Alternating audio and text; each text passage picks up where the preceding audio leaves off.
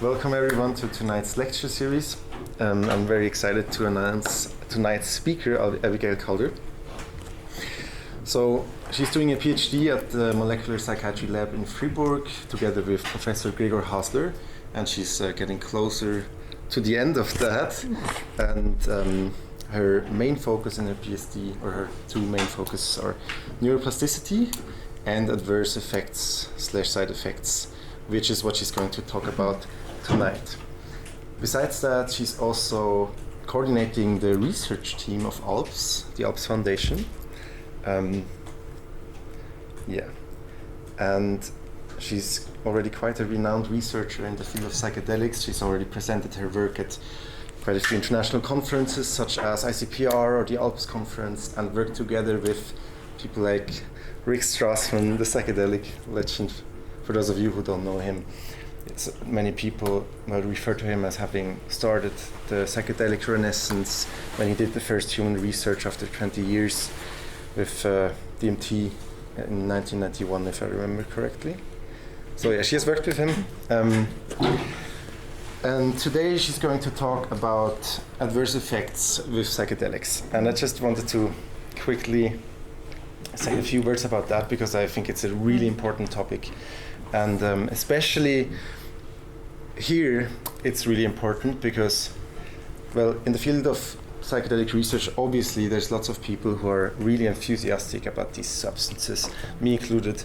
And especially when people enter the field, I mean, maybe they have made some very life-changing experiences firsthand, or they know someone close who has, and then they are really focused on, well, the potential benefits of psychedelics, and this can lead to a whole hype and glorification of these substances, which again then is obviously very dangerous.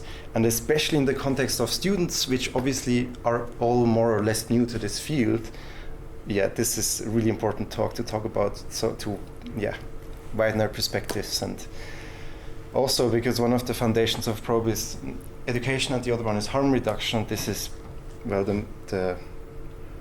it's a talk about harm reduction basically. So which means I'm even more excited to have you here tonight. And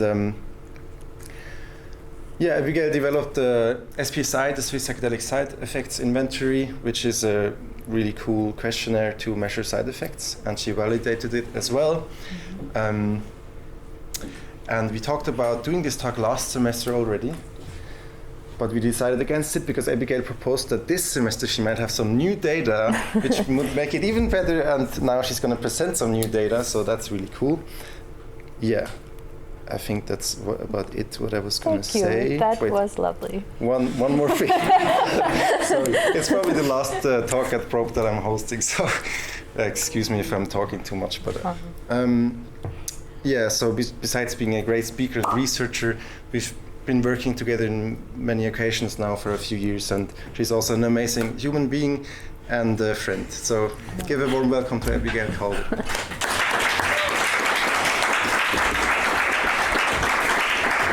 Oh gosh, thank you, Dave, so much. Can you guys hear me okay? I don't need any amplification.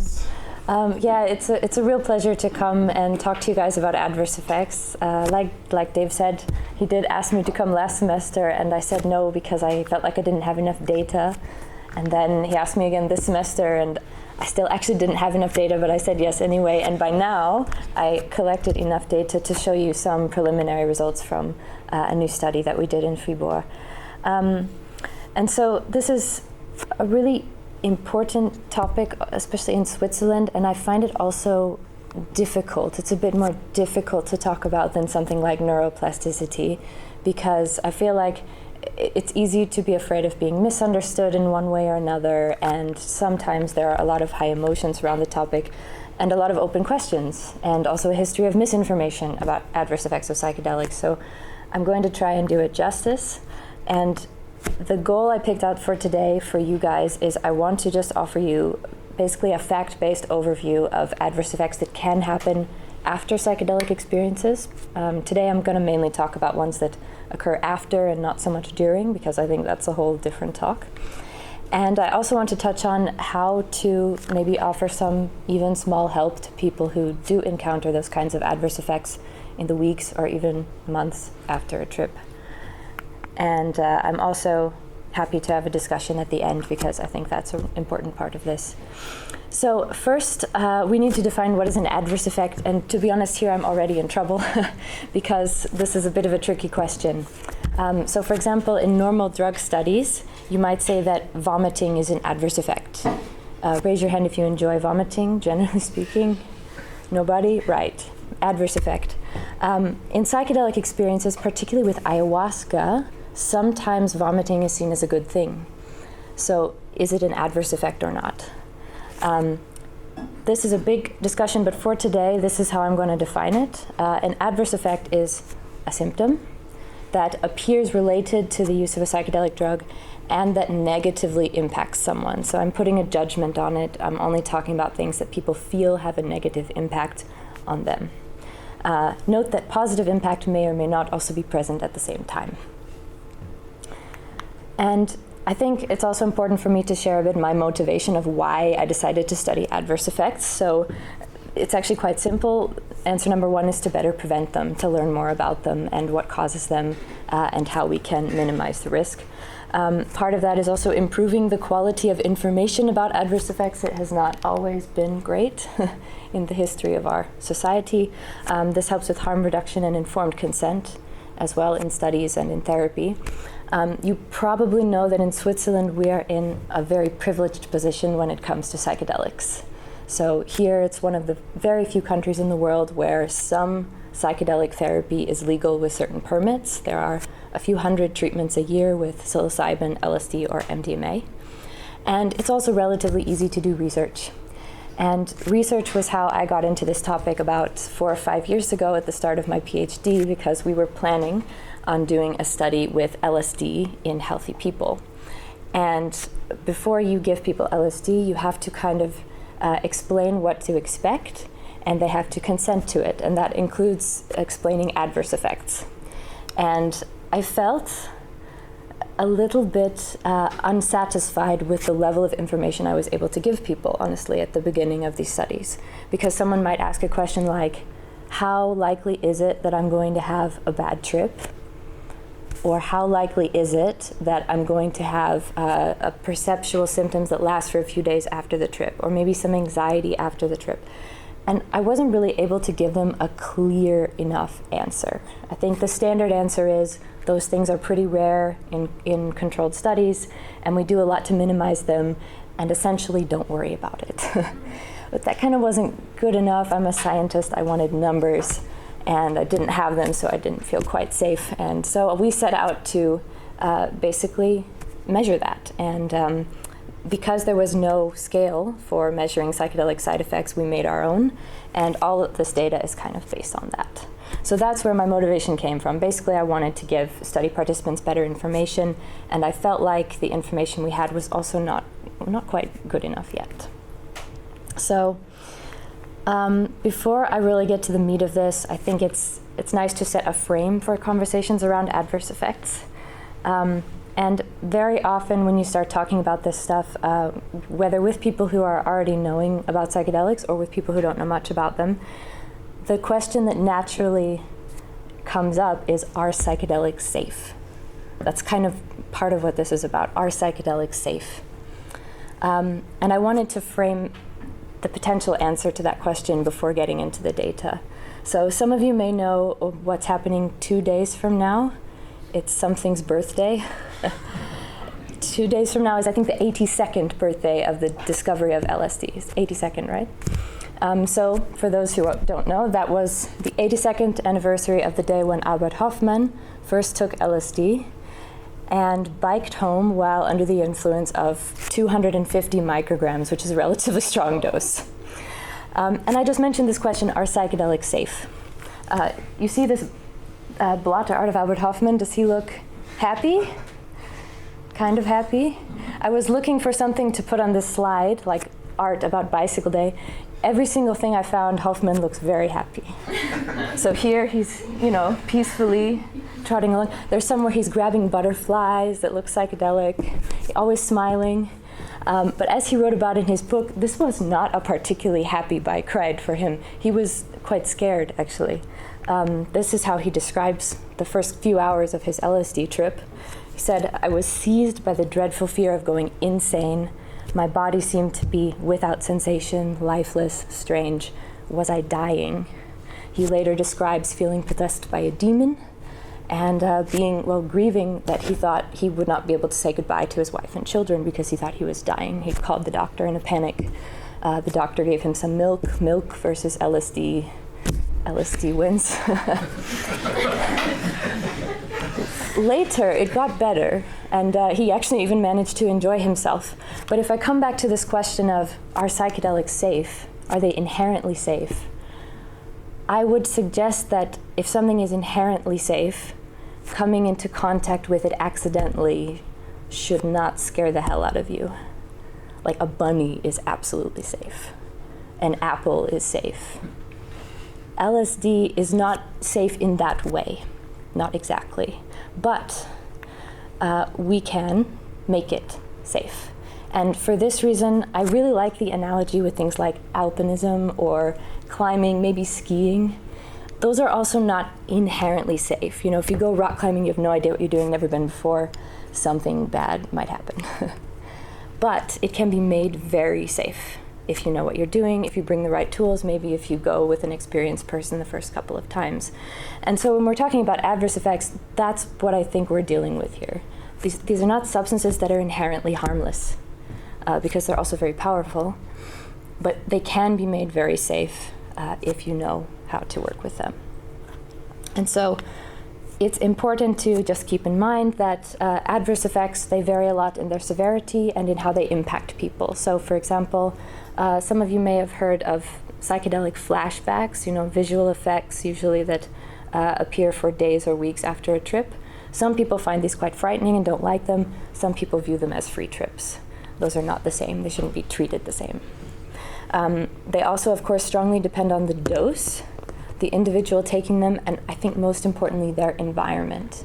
That's why when we're having any conversation about adverse effects, you have to make sure you keep in mind what environment your information is from. Is it from a controlled study where they have trained trip sitters or even therapists and lots of aftercare and preparation? Or are we talking about people who took it at a festival, maybe more safely, maybe less safely? And just as an important reminder, severe adverse effects are actually relatively rare, and they're usually transient, but I think we still have to care about them for the reasons that Dave very eloquently described. So I would now say a little bit about how we research adverse effects in Fribourg before we get to the data. So this is the study that I'm going to introduce. We did something kind of new that I haven't seen with psychedelic adverse effects research before. So we developed this side effects questionnaire, which I'll show you in a second, and we recruited our participants online. And typically, in surveys of psychedelics users, they will post the study in websites that psychedelic users go to, like a Reddit forum or some other place, or maybe a mailing list for psychedelics users. Here we did something different. We actually recruited from a general population of people who take surveys online, so they have nothing to do with psychedelics. And that means it's a little more representative of the general population, and there's no specific bias towards psychedelics, particularly positive bias. And we also don't tell them that the study's about adverse effects, so it's not like only people who've had negative experiences are going to click on it. This gives us a relatively low bias in the sample, and we collected here data on adverse effects and potential risk factors only from people who have used psychedelics before and could describe a trip that they had that had these characteristics. So this is the sample, the setting that the data is from. So we wanted people who'd had a trip that with LSD, psilocybin, MDMA, or ayahuasca. I'm showing less of the ayahuasca data today because there's less of it. Ayahuasca is a lot rarer, but I'll show you LSD, psilocybin, and MDMA. They have to have remembered the trip well, and it cannot have involved any other drugs. And the trip had to be at least 1 month ago. So when people click on the survey, we put a lot of screening questions in so that only people who fulfill these criteria get in.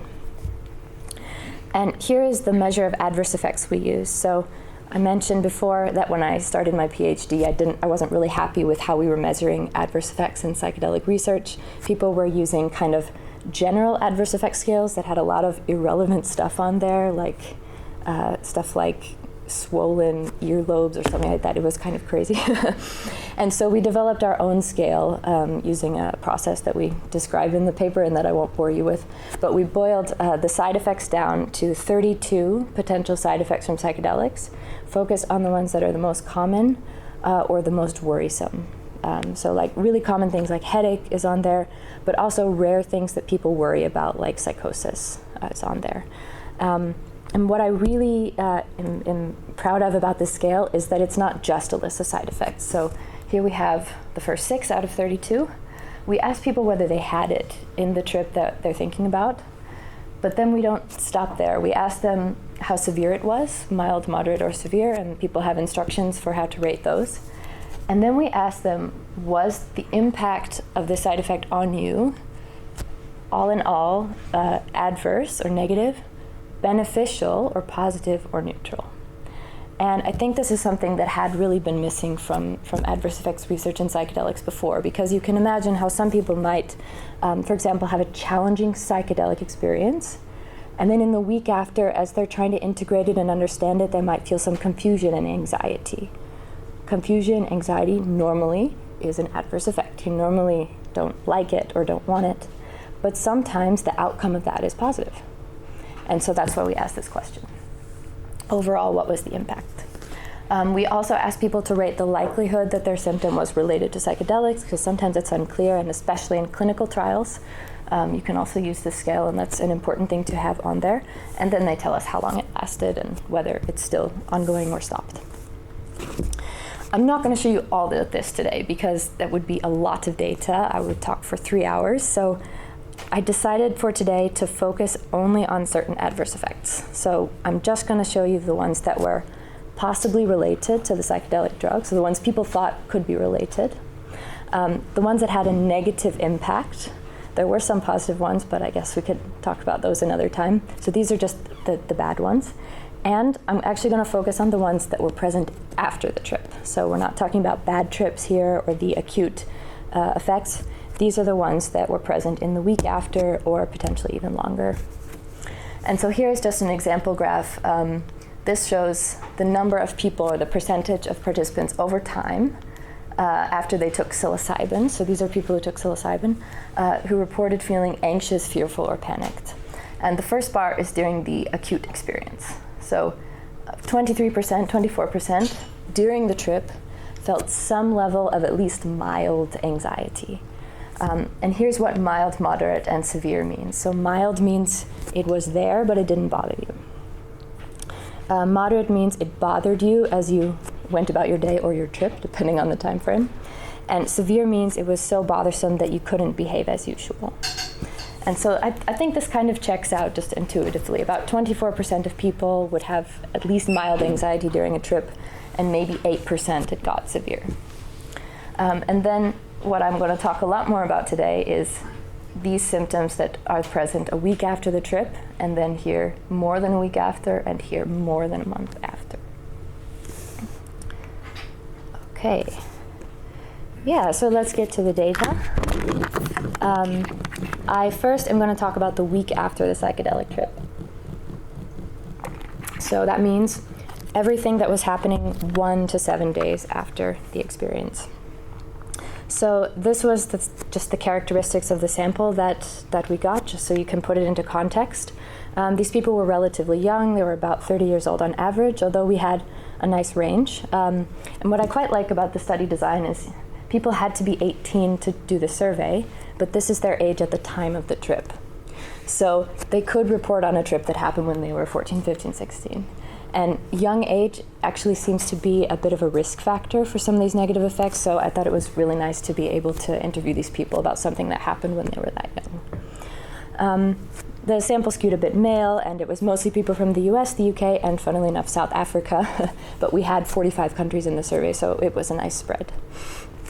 And then this is also really important to note, this is the settings that people said they took the psychedelic in. And it's mainly not controlled settings, so you really see this as data from general users. A lot of people were with friends and family. I assume mostly friends, not so much family for most people. A lot of them were also at some kind of party or festival. Many were by themselves, and only a very few were in a therapeutic or ceremonial setting. So it's mainly quote-unquote recreational users that have a broad spectrum of how safe they're being, let's put it that way. These are the drugs people took. So the sample is mainly psilocybin, usually mushrooms, occasionally something like mushroom chocolate or something like that, LSD and MDMA. And we have a few ayahuasca. I'm just gonna show one little data point about ayahuasca later on.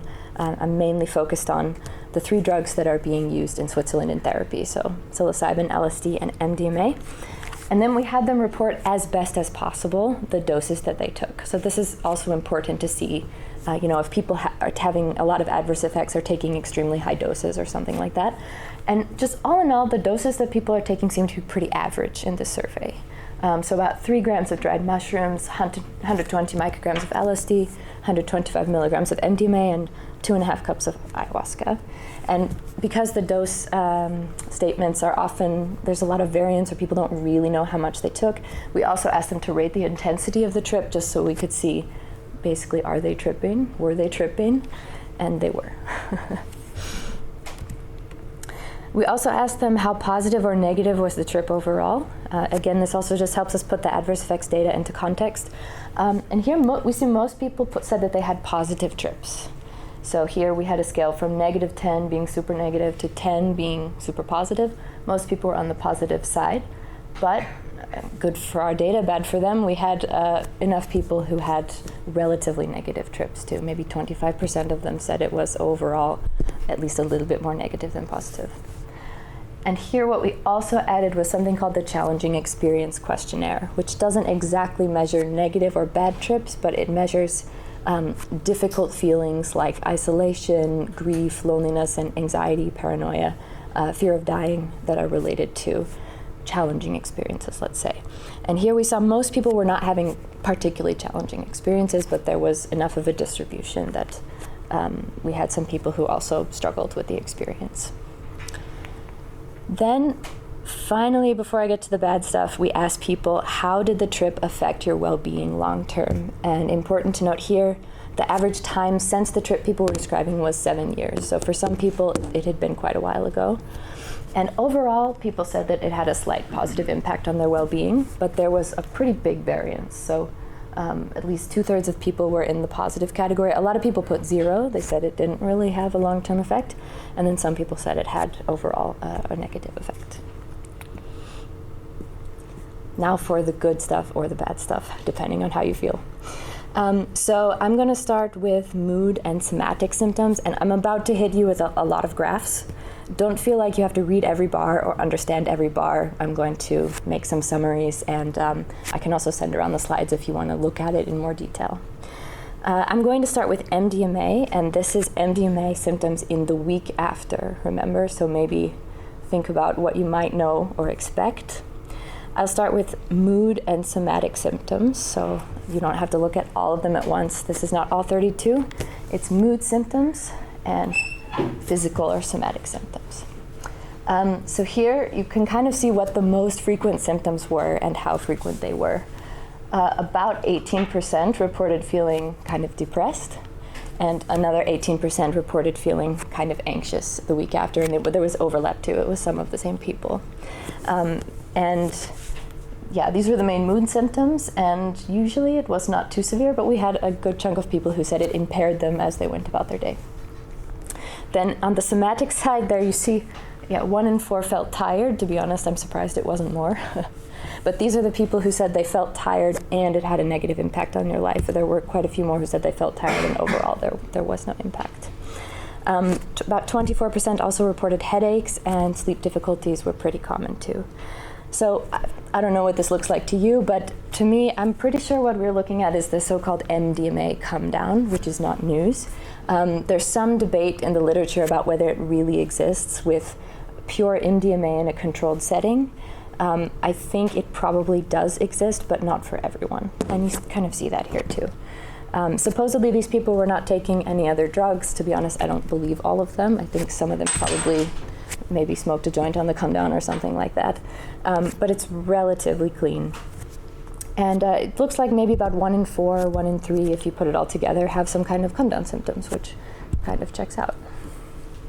Let's now look at LSD and psilocybin, how they compare. Do you guys have a guess? Do you think there'll be more side effects, less side effects? Less? Different? That's a safe answer. Yeah, it was less for both LSD and psilocybin. So here's LSD. These are the same mood and somatic symptoms.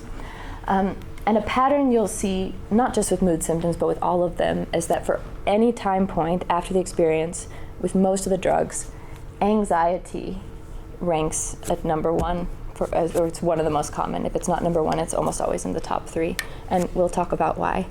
But with LSD, you see a smaller number of people feeling anxious or thinking negative thoughts about themselves, or feeling sad, mournful, depressed.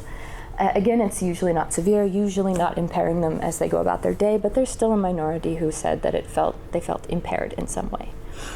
And then here for the somatic symptoms, people were also tired, they had headaches, some trouble sleeping.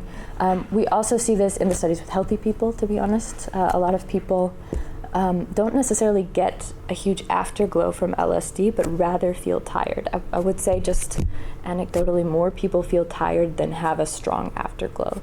And sometimes the afterglow comes after a couple of days.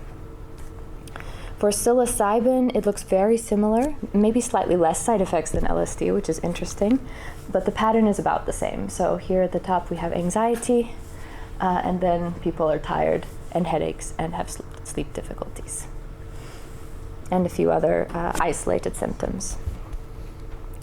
So in the week after a psychedelic experience, when it comes to these mood symptoms and physical symptoms, I would just say it's common for people to need some mental and physical recovery time. I doubt this is shocking information, but I think that's what we're looking at.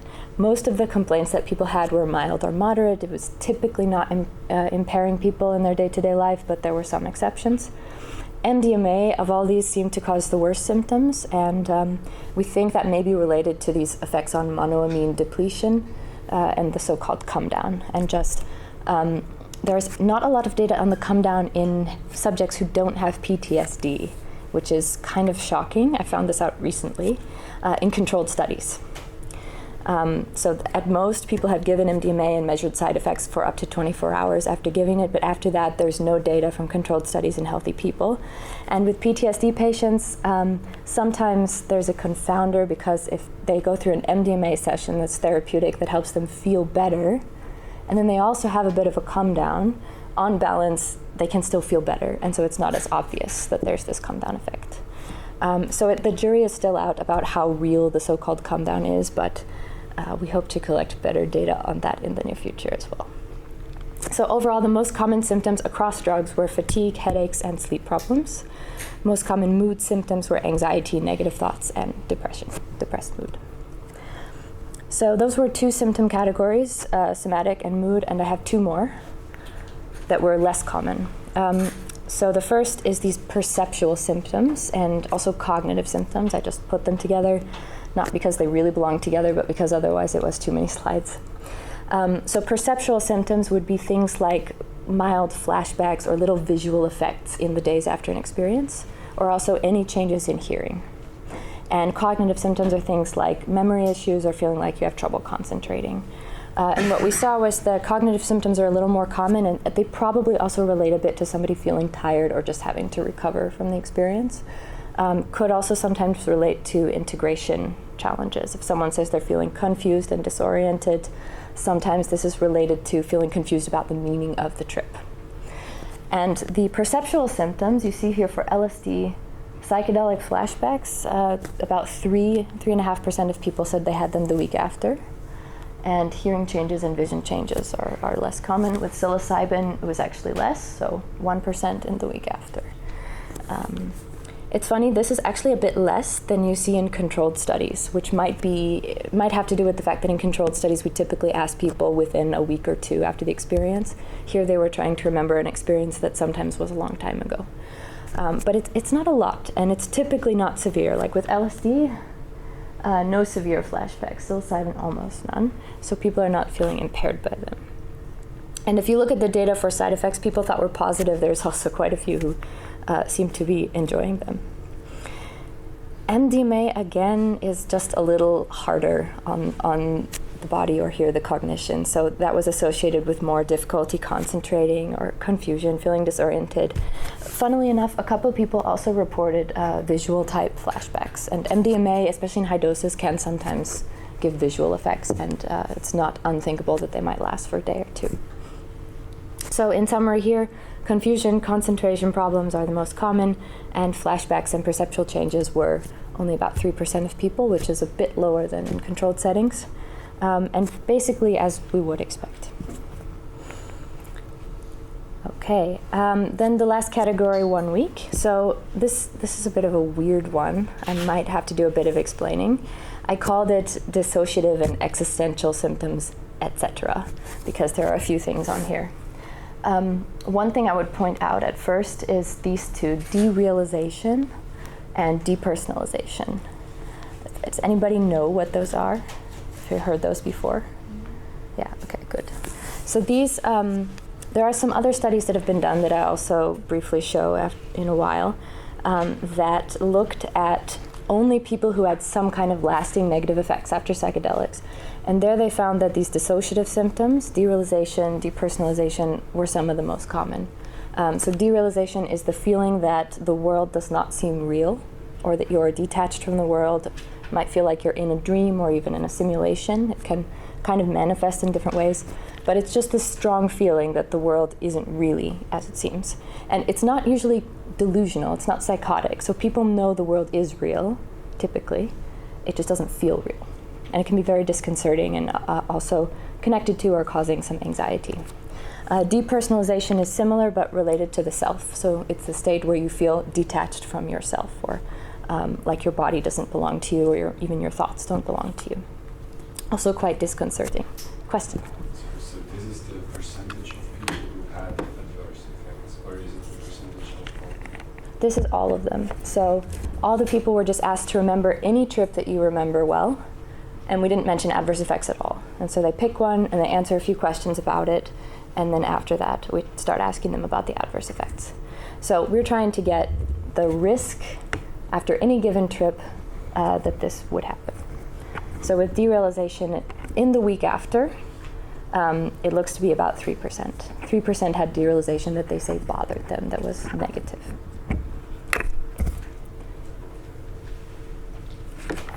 Okay. Here's MDMA. For once, MDMA looks better. I think that's a little bit related just to the fact that the MDMA experience is not that weird compared to LSD or psilocybin. And I think one thread that goes through all of this is that many of these adverse effects are actually related to the experience in some way. So people who have really frightening trips are more likely to have especially psychological adverse effects, but we'll get to that. And here you see with MDMA, but also LSD and almost psilocybin, fear of going insane was the most common, was near the top. This can be related to a lot of different things, and a lot of these people had other symptoms too. But I think it can also, unfortunately, just be related to misinformation about psychedelics. You know, if somebody's heard that LSD can make you go crazy, and then you try it and your experience does not go as you thought, maybe you have a quote-unquote bad trip, and then you don't feel okay, and you remember that you heard LSD can make you go crazy, and especially if you don't have anybody to talk to about that right now who knows anything, you're just kind of stuck with this fear that something's really wrong with you or that you broke your brain. Very unpleasant. Okay, how are we doing? How am I doing on time, Dave? Sorry, I'm distracted very quickly. All right, cool. So now I get to the part that's almost a bit more interesting, because if you have adverse effects for a week after a trip, a week is not that long. It might feel long, but if it's over after a week, you're going to be okay. Now I want to talk about the adverse effects that last for longer than that. And oftentimes in the week after the experience, many of these adverse effects just have to do with a physical recovery and mental recovery from the trip. You know, trips can be very tiring, but when stuff lasts longer than a week, sometimes there's a bit more going on. And there have been quite a few studies by now of lasting adverse effects from psychedelics. So this study here, they took lifetime psychedelics users, so people who'd ever used psychedelics, and they asked, have you ever, after any trip, even if you've had 100 of them, have you ever had functional impairment due to psychological symptoms like anxiety or sleep problems or any of these symptoms? And in this group, 4.5% said, yes, I've ever had functional impairment, so severe, for more than a week. 3.4% said, yes, I've experienced that at some point and it lasted more than a month. 1.1% said yes and it lasted more than a year. So that means in the psychedelic community, about 1% of people have ever had a trip that they felt kind of messed them up for a year or more, which is a small number and not a small number at the same time, if you know what I mean. Then there was this study, it's a bit older. They just asked people to describe their single worst bad trip. And here you see the numbers are a bit higher. So after their single worst bad trip, about a quarter said they had symptoms, primarily anxiety, that lasted for more than a week. 10% said they lasted more than a year. And I think, if I recall, something like 7% said they sought professional help for that after their single worst bad trip. And so here we are asking kind of a similar question, but after a single psychedelic experience. So when people pick a single experience, how common were these lasting side effects? Yeah. The first and second study, aren't those the same people? They're not the same people. This is a group in Hopkins in the United States, and this is a group, I believe, in Norway. So they did the study in actually Norwegian. So the overlap between people who speak Norwegian and English, mostly Americans, is not huge, I would think. Both groups are people who use psychedelic regularly. Exactly. So they're both just general psychedelics users. Yeah. So I said I was going to hit you with a lot of bar charts. Here, because otherwise it was too many slides, I just put everything on one, and also because there's less common symptoms. So this is MDMA, symptoms that lasted a week or more after the trip. And after this, I'll show you MDMA, symptoms that lasted a month or more, because a month is a long time, a week is maybe not. So here you see, again, anxiety near the top, and also depression, which is sometimes near the top. Heart racing, which could be related to anxiety. Some people also get panic attacks, especially if they had a panic attack during the trip. And sleep problems again. Sleep problems is also often near the top. But what we have as number one with MDMA, this was unique to MDMA. 3% said they had a desire to take the substance again soon, operative word soon, that they felt had a negative impact. 3% is actually not a lot. Especially when you hear people talking about MDMA being very addictive. It's not very addictive, clearly, but maybe less than 1% said that they had a desire to take it again soon, that they felt impaired them, that was negative. So if this is 1 week, let's go to 1 month, and you see all the bars get smaller, and the order of symptoms appears about the same. So for a lot of these people, here's 1 week, by 1 month, it got better, which is good news, right? Again, desire to take the substance again soon, that they found had a negative impact, is top of the list. Anxiety is still up there. And then a few symptoms that could conceivably be related to anxiety, and everything else is a lot less. Let's now look at LSD. What do you guys think? Are there going to be more side effects than MDMA or less side effects than MDMA?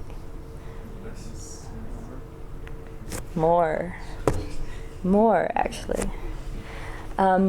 So here's LSD. This is symptoms that lasted at least a week. Top of the line is anxiety, which is a common thread in our study, and also probably the most robust finding on lasting side effects in other studies. Anxiety is typically the most common, or the second most common. Interesting thing here, we have paranoia, negative thoughts about oneself, and also distressing memories. This question was interesting. We left it open whether it's distressing memories about the trip or distressing memories about something else, and maybe in future studies we need to differentiate that. But this could also be anxiety related. Here we also have fear of going insane, sleep difficulties, a few people with headaches again, which is interesting. But most of these are related to anxiety. It's a lot of mood type changes. And then 1 month after, you again, of course, see the shrinkage. So most of these symptoms got better. Anxiety is not number one anymore, but the ones that are at the top are all related to anxiety. So distressing memories, again, is there. Paranoia, anxiety, racing heart, which I would suspect at this point, 1 month later, is probably related to anxiety. And then fear of going insane, and a few others that are 1% or less. What you see is there's also not so many severe ones. So there's not as many people feeling impaired, maybe less than a quarter. But there are a few, there are a few people who 1 month after their LSD trip are saying they are not, they're still feeling impaired by some symptoms. Now I want to go to psilocybin. I have to say, as someone who researches LSD, I had an emotional reaction to the psilocybin data. What do you think? Do they had less side effects than LSD or more side effects than LSD? Yeah, less. Which is a good thing, actually, but as an LSD researcher, I felt a bit like, oh. Again, anxiety at the top. So the pattern of side effects is a bit similar. Anxiety, sleep difficulties. What was interesting is here nausea and vomiting was a bit more common, but this can also be related to anxiety, and this could have been random that it was so high with psilocybin and so low with LSD. Nausea can be a symptom of anxiety or also of panic attack type symptoms. And then here, 1 month after the trip, they also look a lot better. So almost no severe side effects with psilocybin. And again, anxiety at the top. So, just to summarize all of those bar charts, again, anxiety is by far the most common, and many of the most common symptoms seem to be related to anxiety. Distressing memories, negative thoughts about yourself, paranoia, sleep-related symptoms. The good news is there were some symptoms that I think caused people sometimes a lot of worry that were relatively rare or almost non-existent. Psychosis and manic type symptoms I barely even mentioned because it's so few people, but also dissociative symptoms and the perceptual symptoms like flashbacks, vision changes. These happened after less than 1% of trips. Less than 1% of trips is not necessarily less than 1% of people who have ever tripped. With MDMA, there was this unique situation with the desire to take it again soon, but it was usually not severe. And I'll show you the graph in a moment. Severe lasting adverse effects, the chance that anybody had any severe lasting adverse effect at a month was 2%. Yes? So did I get that right? That in the first week MDMA most side effects, and after 1 week LSD? Mm-hmm. I'll show it here. This is the chart you want. So this is broken down by substance. So here's during the acute effects, which I didn't talk about, the week after, more than a week after, more than a month after. Here's the percent chance. So what percent of people reported any adverse effect, mild, moderate, or severe. And I'll show you severe by itself in a minute. Here, blue is psilocybin, red is LSD, purple is MDMA, and I also threw ayahuasca on there in green. There were only 72 people, so I didn't break down the individual side effects, but I have it here. So the chance of having any negative adverse effect, even a mild one, lasting more than a month, was 6% for psilocybin, 14% for LSD, 8% for MDMA and ayahuasca. In this data set, which is preliminary. By the way, this is 780 people. I'm not happy with the sample size, and I'm trying to quadruple it, so to get at these really rare side effects. So this is preliminary. Then, how common are any negative severe adverse effects? So what is your chance of having any severe adverse effect that has a negative impact on your life and that lasts for at least a month? So for psilocybin, it was under 1%. That was the lowest. I think psilocybin wins in this study. LSD was about 3%, MDMA a little more, and ayahuasca actually was the biggest, 4%. And I would have one theory as to why. So, I mentioned at the beginning of this, when I started doing this LSD study, I wanted numbers to tell people. I think I showed a lot of numbers. I'm still not happy, but at least now I have my numbers. And still, I think a presentation like this is a bit incomplete without something beyond numbers. So I just wanted to bring a few quotes from the study participants about their experiences, because they were able to describe basically their experience of the different adverse effects. There are a lot of other good studies that also interview people who struggle for months or even years after a trip, and I can link those later. But in our participants, I brought 4. So one person said they were experiencing depersonalization after an LSD trip. They said it lasted about a month. The first few days it was constant, and then it gradually faded and became fleeting moments. So this is someone who had it for some time, but then it also went away. Here's someone who had anxiety after an MDMA trip. They said, I became very anxious after my trip and suffered general anxiety and 1 to 2 panic attacks. This is someone after a psilocybin trip who said that they were feeling apathetic, or like they didn't have any emotions, like they're feeling empty inside. It's a common symptom of depression. They said it took a long while to regain my motivation. I felt very apathetic to life generally.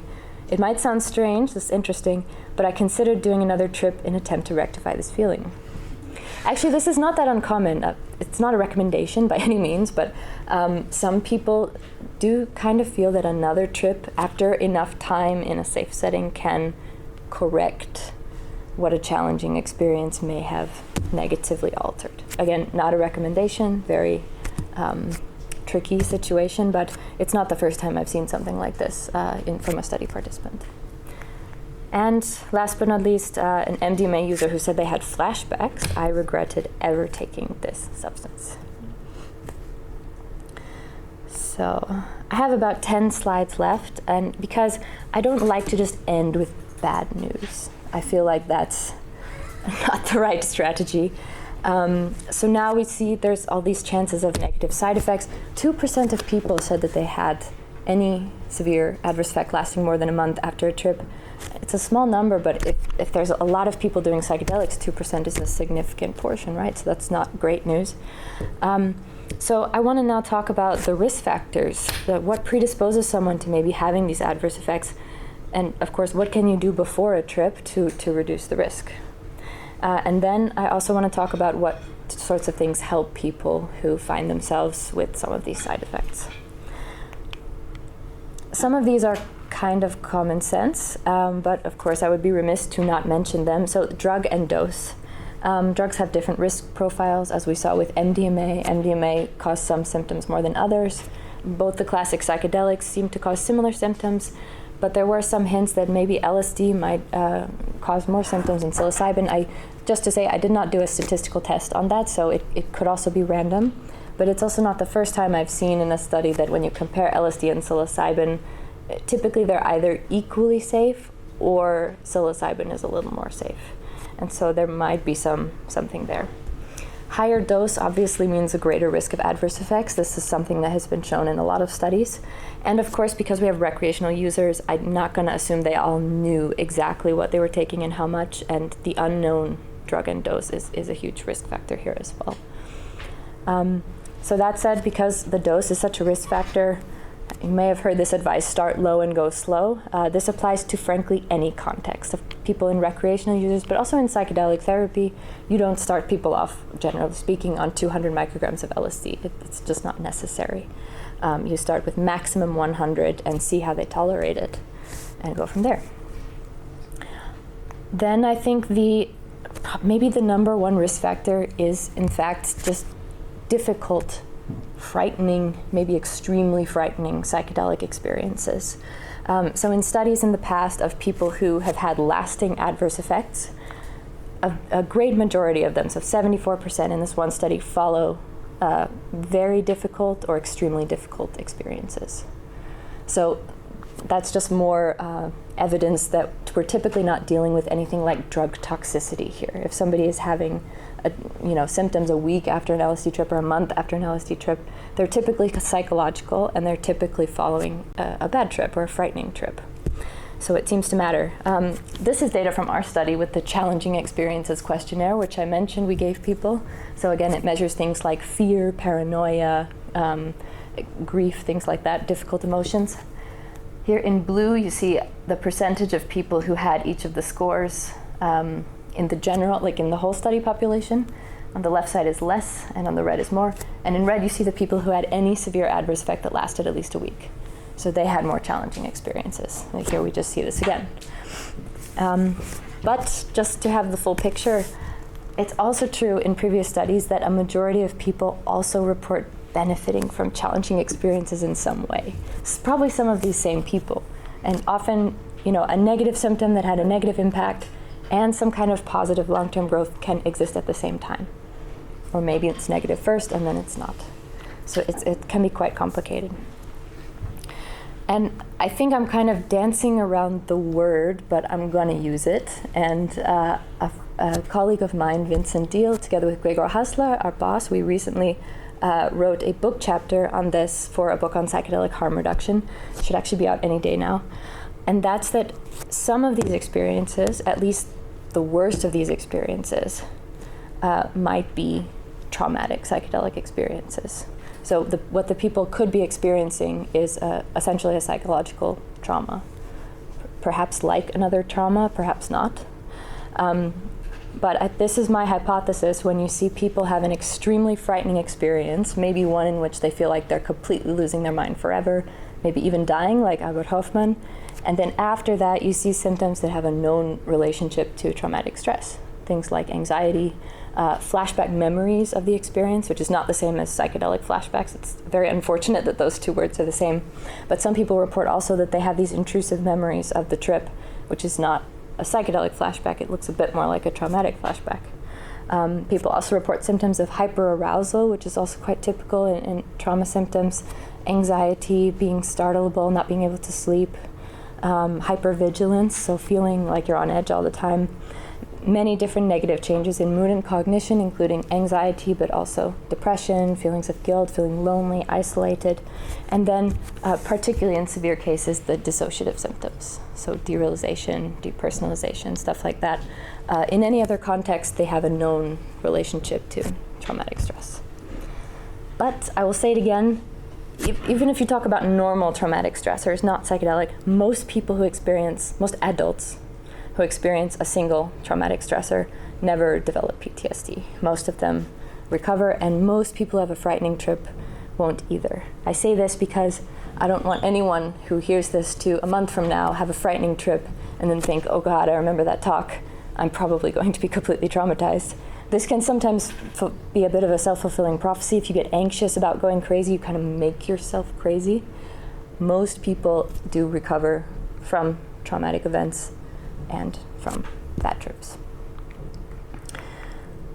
Beyond the experience, there are some individual risk factors that we're aware of. So younger age, particularly teenagers. In some studies, it's been associated with a greater chance of having anxiety after a trip, and also flashbacks, particularly flashbacks. There's also general negative mindset. You might know this term set and setting, so you have to be in the right mindset to have a trip. There was a study, I think it's the same Norwegian study with Simonson and colleagues, where they found that people who reported that they were in kind of a negative mood before the trip, or they had negative expectations, were more likely to have psychological adverse effects. And also people who had a major life event right before the experience, like a breakup, or maybe somebody died, or something like that happened, they should wait, essentially, is the takeaway from this. Interestingly, you would think that maybe people with pre-existing mental illnesses were really predisposed to have, first of all, challenging experiences, and second of all, adverse effects. But it's not so clear-cut in the literature. There may be some mental illnesses that predispose you, but in some studies they don't find much of a correlation. And in the one study of people who had lasting adverse effects, where they really looked for the people who had something, 2/3 of the people said they had no mental illness before that trip. We also know that certain medications are associated with adverse effects, particularly mood stabilizers like lithium. Interestingly, not antidepressants. And also, kind of obvious, but how much someone is prepared for the experience can play a big role. You can imagine that certain psychedelic effects, if you don't know they might come, can be extremely disconcerting. Things like ego dissolution, to someone who's not prepared for that, it can feel like you're dying. That may be what happened to Albert Hofmann. No one prepared him for that. And so it's important that people more or less know what they're getting into, even though you can't really describe it in a way that they'll be able to really understand. At least they'll be able to recognize, this feeling that I'm losing myself is normal. And then there's less of a chance of someone freaking out, getting anxious, and coming into a loop that they can't get out of, and that turns into one of these really awful trips. What also might play a role is someone's coping mechanisms that they have available and personality structure. It's a bit more of a complicated topic. So beyond set, we also have setting. I think it might even be more important. And the most important aspect of it is the social setting during the trip, but also after. One aspect of this is the presence of guides. So is there a trip sitter or a guide or a therapist present? A good one, an ethically upstanding one. And then if there are others present, we saw most people in the study were taking psychedelics either at a party or festival or with friends or family, but probably mostly friends. What's the social situation there? How comfortable are people with each other? How are the others behaving? Are people looking out for each other or not? You don't want to be in this situation where there's a group of friends who are all on psychedelics together, one person starts to have a bad time and the group is not able to handle it or maybe even notice it. And also what's really important is the social support system after. So if somebody has a very difficult experience, sometimes it can really lead to feelings of isolation if they feel like they don't have support after, and they're more able to spiral into a negative direction. And there are a couple studies that show that particularly for anxiety symptoms, social support after is a positive predictor of long-term outcomes. People say it helps to just have someone to talk to. Then, of course, there's also the suitability of the setting. Is it relatively predictable? Is it physically safe? Occasionally I hear stories of people going to Amsterdam and taking mushrooms and walking around the city. Not a recommendation. And here I would say the most important question is, do you feel safe in this place with these people today, and even if things don't quite go according to plan? It can be difficult to be sensitive to little feelings of unsafety, but for people who are thinking of tripping in a study, in therapy, in a ceremony, wherever, it's worth it to really pay attention to this, because psychedelics can amplify those feelings in a very unpleasant way if you don't quite feel safe. Okay. I'm slightly over time, but I think, I have like 5 slides left just to talk about what could help after a potentially harmful psychedelic experience. And maybe also there will be some time for discussion afterward. This part of the talk is really, honestly, the least satisfying for me because I feel like we just don't know enough. And there aren't as many options as I would like. So for example, one thing that might help some people is integration therapy. So a professional who helps you understand a psychedelic trip and sort of recover from it. I've read so many places that this can help, and yes, it can, but how many integration therapists are there? Very, very little. It's not very accessible, and so it feels a bit empty for me to say, go to integration therapy. So I'll try to say other things instead. First, what helps in the immediate aftermath, so right after somebody's had a challenging psychedelic experience. Let's put yourself in the situation. Maybe it's you, maybe it's someone you know, maybe it's someone in a study even. What's important? I think there's 2 things that you really have to pay attention to. One of them is restoring a sense of safety. This is also true for other extremely stressful, frightening experiences. So if somebody has just been through an extremely frightening experience, they might, first of all, still be kind of coming down. Second of all, be afraid that it's going to permanently damage them. And third, also just be very physically tense, and still the alarm system in their brain, in their mind, is still on red alert. And so the first thing that needs to happen is they need to be mentally and physically calmed down. They need to know that they are now in a safe place and that things are getting better. So particularly if someone is still a little bit under the influence, it can be important to restore situational awareness. Like you're 8 hours into this LSD trip, By the evening, you should feel like yourself again, and I'm going to stay with you until you feel better. That's what I would say to someone in a study in this situation. Also, some physical relaxation exercises can help if someone's just feeling very tense. Relaxing the body can also relax the mind. And if there's any signs of exaggerated fears, it's important to counteract those. Like if someone has heard, my brain is a mashed egg after LSD or whatever, or if they have heard the stories of people going psychotic, with something like psychosis that's very rare, I think it's important to reassure people that this is really not something they should be worried about right now, because it can become a self-fulfilling prophecy where they just get more anxious. Then, second most important thing is social support. So it's important for people to feel like someone is going to be there for them. In a study or a therapeutic setting, you have that person already there.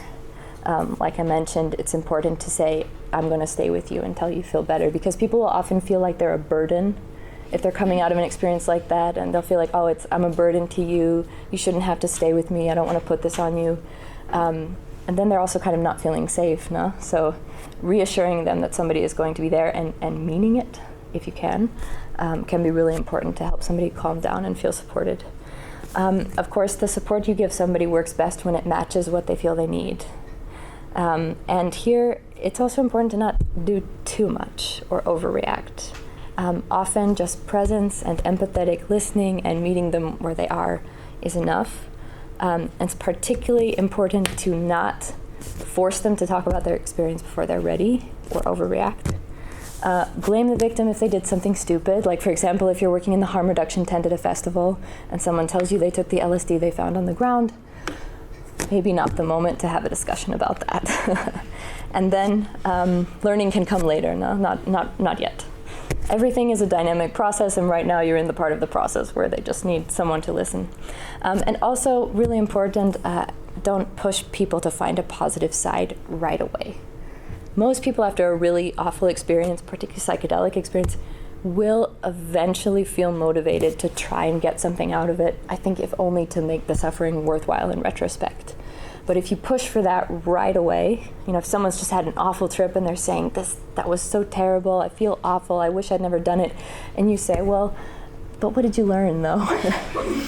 That's, there's no such thing as a bad trip, you know that, right? That's just not very empathetic in the moment. Even if you believe it, it's not the moment to say it. That's not what they need right then.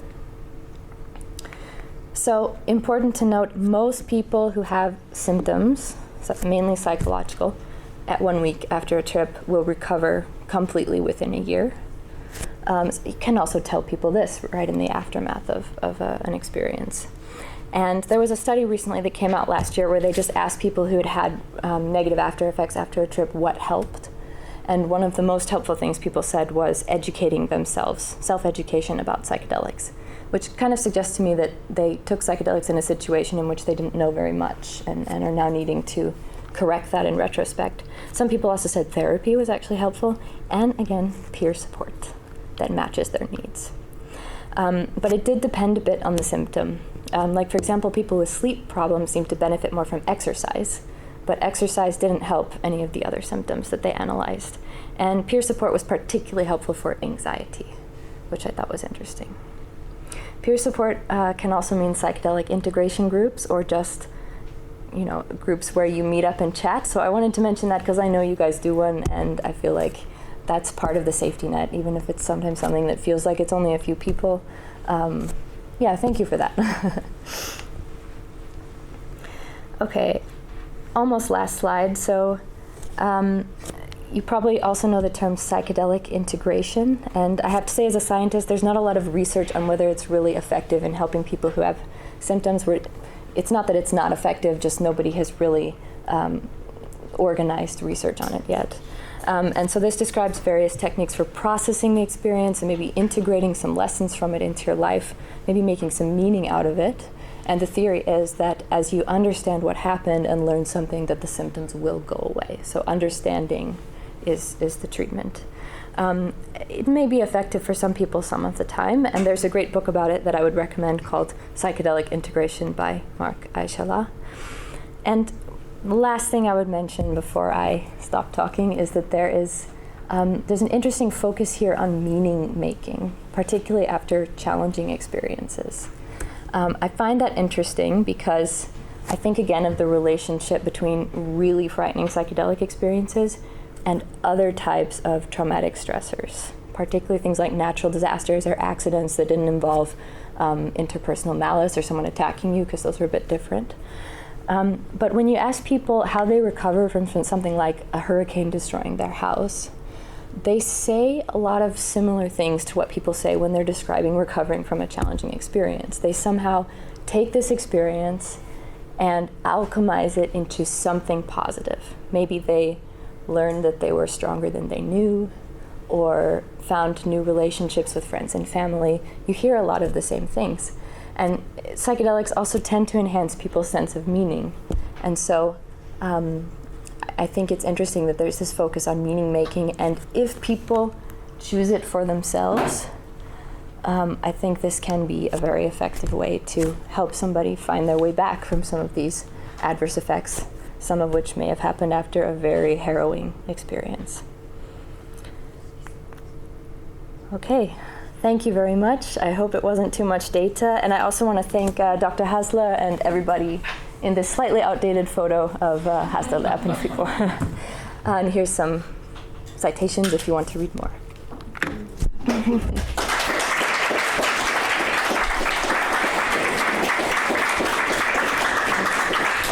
Only 10 minutes over.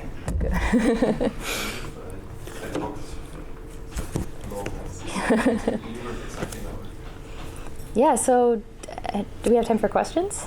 Yeah, does anybody? Yeah, cool. Anybody have any questions? Yes.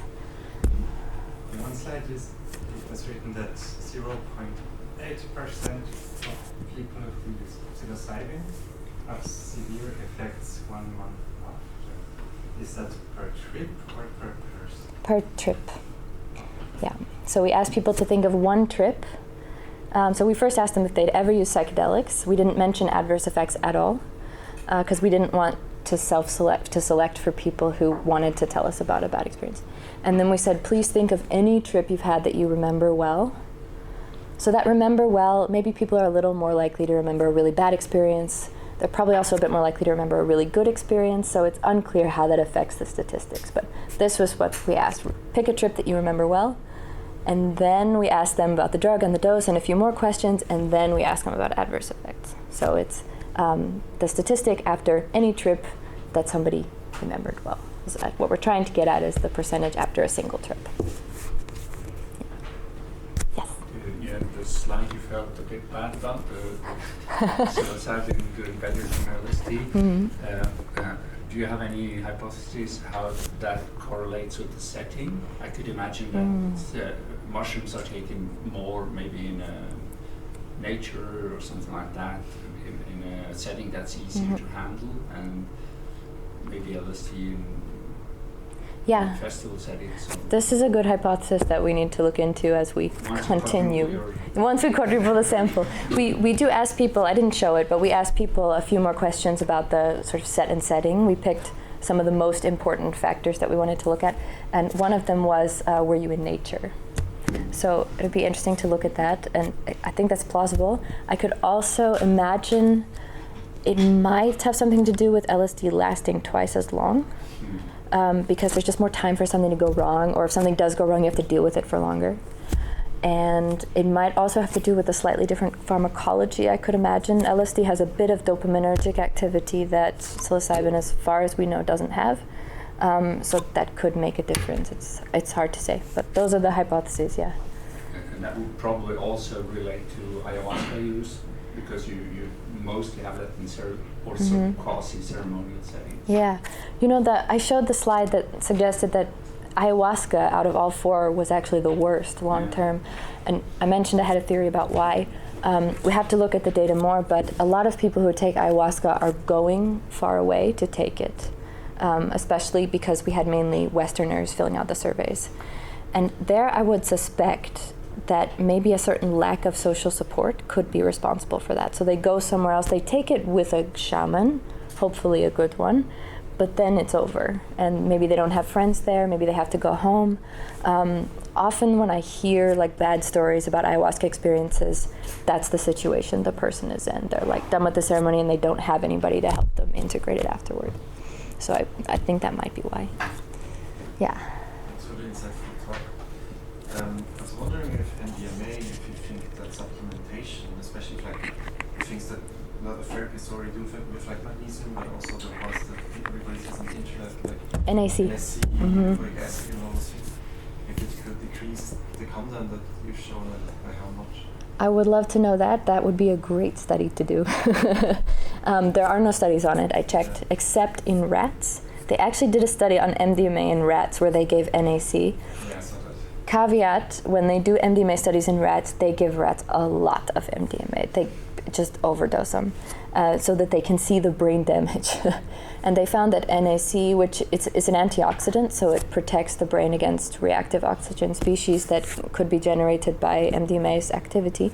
They found that at least in rats, NAC did reduce the brain damage after MDMA. So I think that's definitely worth looking into in humans, especially because it's used in therapy. Just anecdotally, I know sometimes after the legal psychedelic therapy with the legal MDMA, some patients do feel that for a week. They feel it's kind of hard on the body. And so there would be a very clear benefit to researching that. Maybe we could make it easier on them. Yeah. Yes? I have two questions. First one, you mentioned you don't want to talk too much about personality structure. Mm-hmm.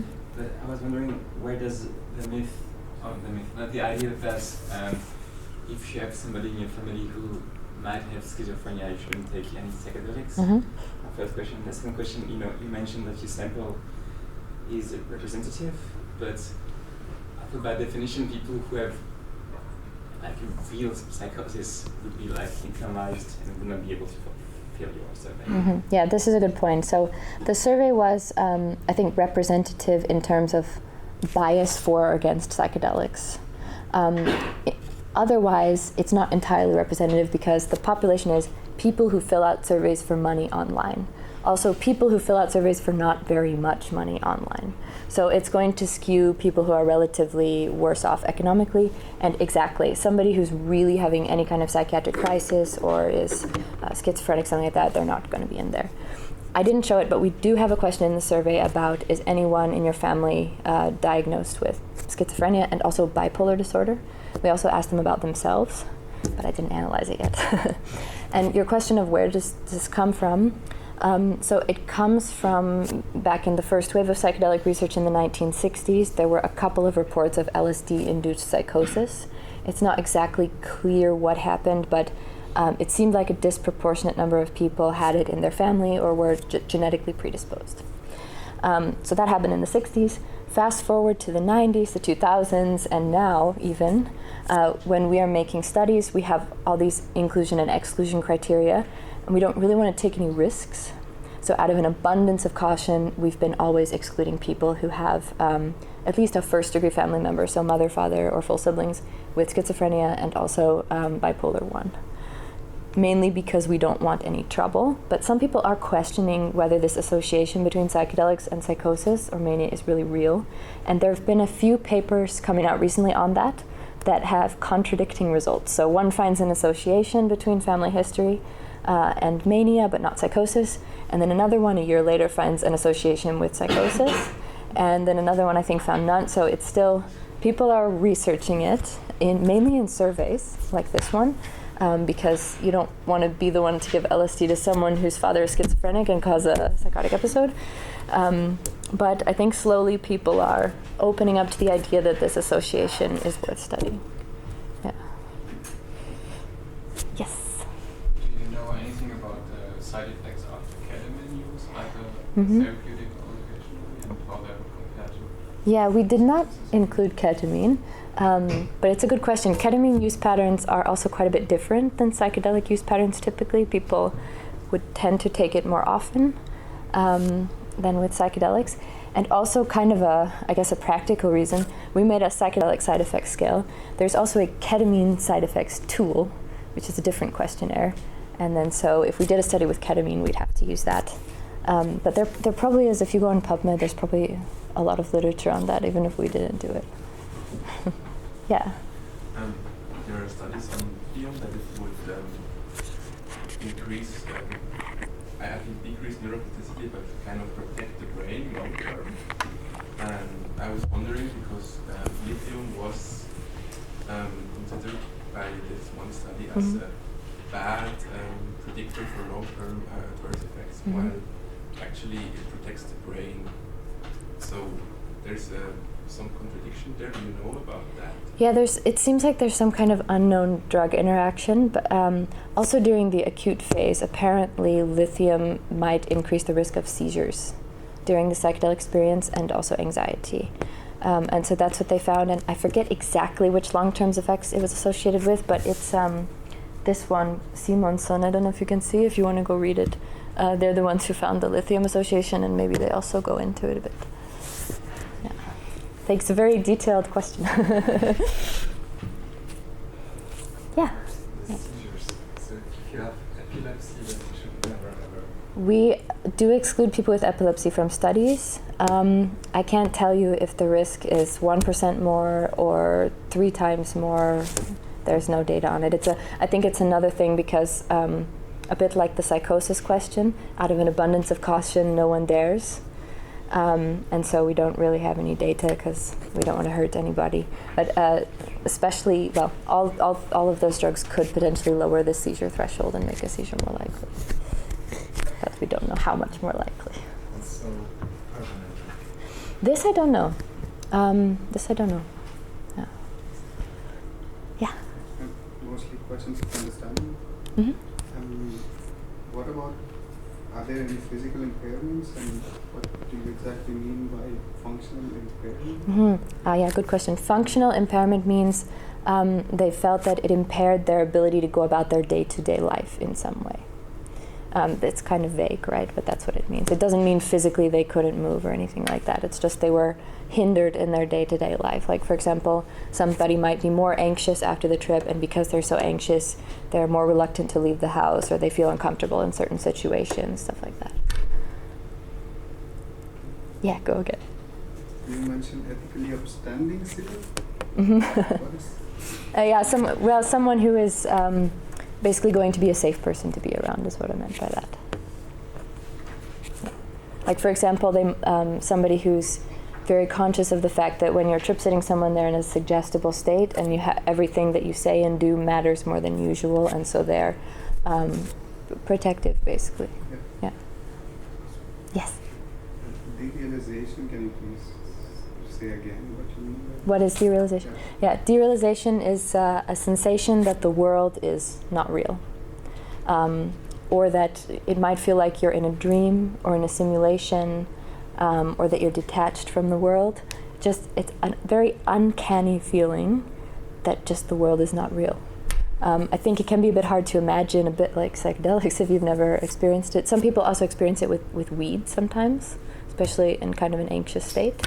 And most people know that it can't be true. It's not, like I said, it's not psychotic or delusional. It's not like you really think the world isn't real most of the time. It just doesn't feel real. It doesn't feel right. Like you're in some alternate universe where you're not supposed to be. Yeah. Also a question of understanding about the questionnaire. Uh-huh. So if I remember it correctly, there was this list of symptoms, and people could cross in what symptoms they felt. Was there at the end of the questionnaire a possibility of writing any symptom which wasn't on the list? Yes, we did have another category. I finished making my graphs yesterday, so I didn't look at it yet. But yeah, so some people put other symptoms.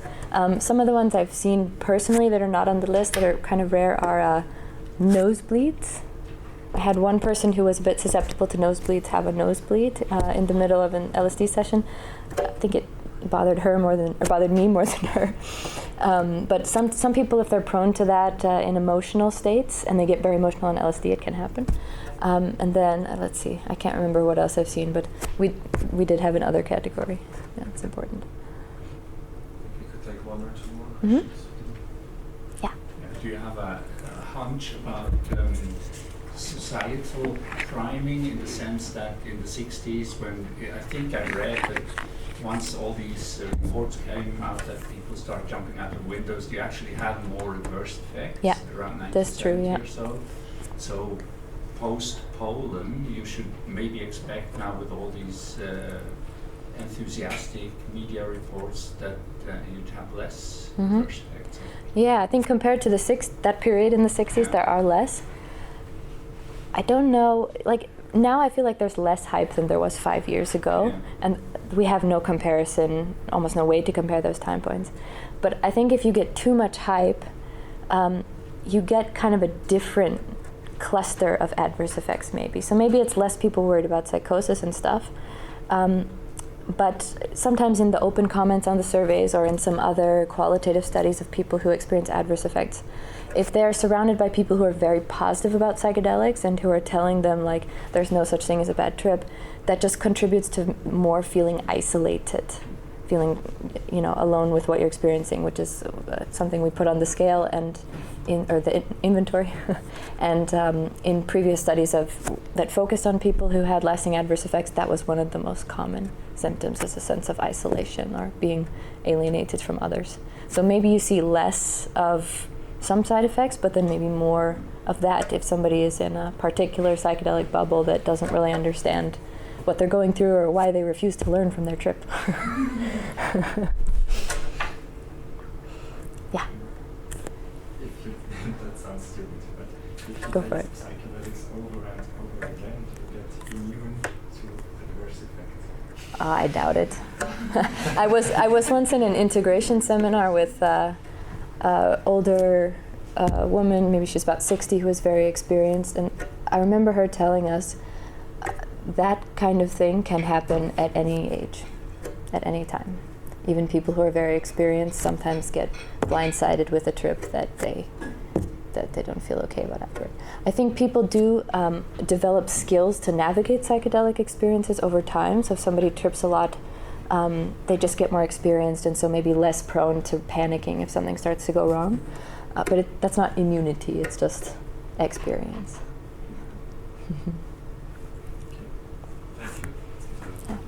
Thank you.